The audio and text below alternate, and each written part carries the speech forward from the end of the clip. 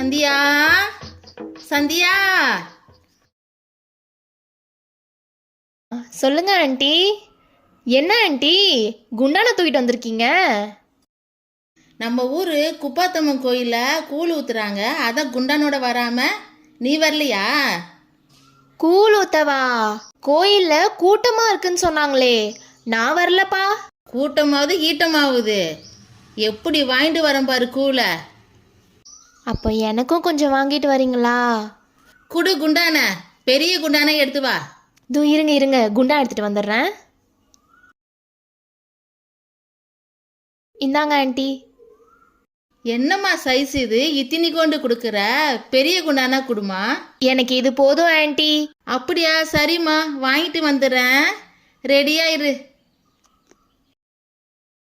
பாய். Aunty போற போக்க பார்த்தா கூழ் இல்லாம வரமாட்டாங்க போலயே. இன்னைக்கு ஒரு புடி பிடிக்க வேண்டியதுதான். சூப்பர். சந்தியா, சந்தியா. ஐயோ, என்னாச்சு ஆண்டி இப்படி வந்திருக்கீங்க? உட்காருங்க உட்காருங்க. என்னாச்சு ஆண்டி இப்படி வந்திருக்கீங்க? அட ஏம்மா கேட்குற?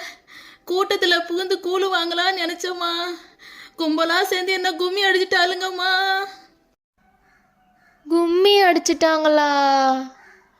அப்போ கூழு கிடைக்கலையா? குத்தும் ஈரும் கொலை ஈரமா வந்திருக்கிற, கூழு கிடைக்கலையான்னு கேட்குறியே. அப்ப ஏன் குண்டா? என்னையே குண்டு கட்டு தூக்கிட்டு போற நிலைமையில வந்திருக்கிற, குண்டானை பத்தி கேட்குறியம்மா. ஐயோ,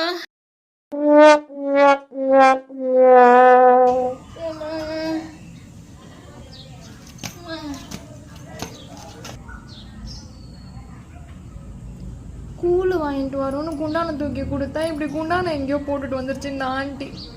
இப்போ என் மாமியாருக்கு என்ன பதில் சொல்லுவேன்?